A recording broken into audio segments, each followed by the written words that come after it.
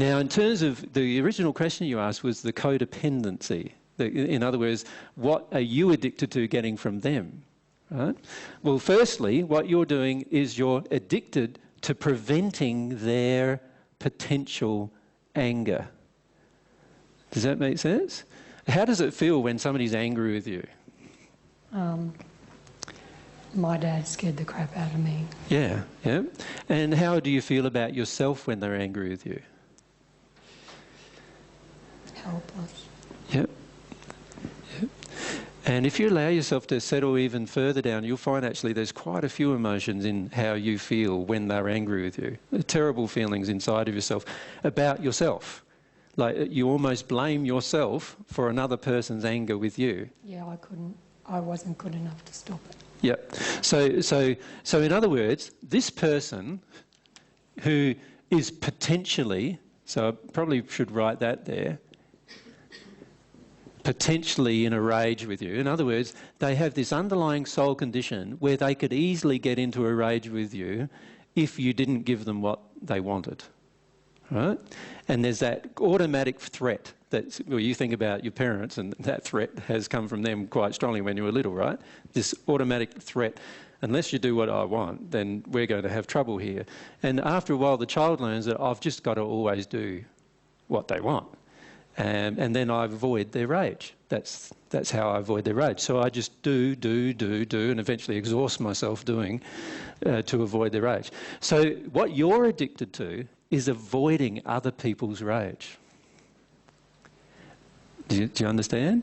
Yeah. Avoiding the emotion that comes from them to you when you don't do what they want. That's what you're avoiding.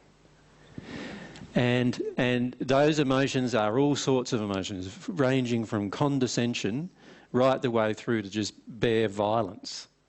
And you have a range of people around you like that, who, you know, would just be condescending towards you, right the way through to somebody who would just be, like, you know, angry and really quite violent with you.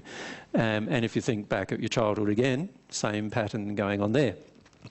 So after a while, we become so addicted to having this person not be angry with me that I'll do almost anything they want in order to prevent them from being angry with me. Right? And there's my hole. My hole is actually I need to learn that it's okay for the other person to be angry with me. I'm still not going to do what they want, even when they're angry with me, and even if they're condescending towards me, and even if they tell me that I'm a bitch or a bastard, and even if they tell me that they're going to try to harm me, and all of those kind of things, I'm still not going to do what they want. And in fact, for myself, what happens with me, the more a person treats me that way, the less chance there is of me doing what they want. For yourself, the more they treat you that way, the more chance there is of you doing what they want. Do you see?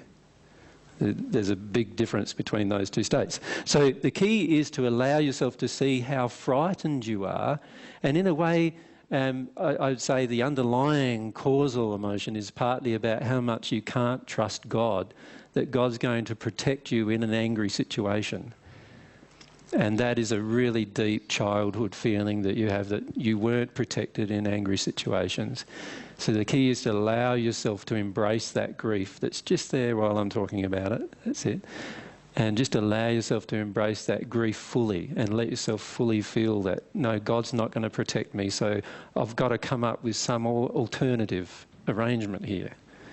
And the alternative arrangement is I'll do whatever they want. That's the alternative. And would you say that is really the block to Elvira processing her fear? Because yes. At the moment you touch into your fear and go, no, I can't do this because, excuse me, I'm not going to be protected. Whereas once you grieve this feeling that God's not going to be there, you'll have more faith. And then when you hit your fear, you'll go, it's okay, I can just surrender to this fear. And God will help me through the whole process. God will help me deal with this emotion.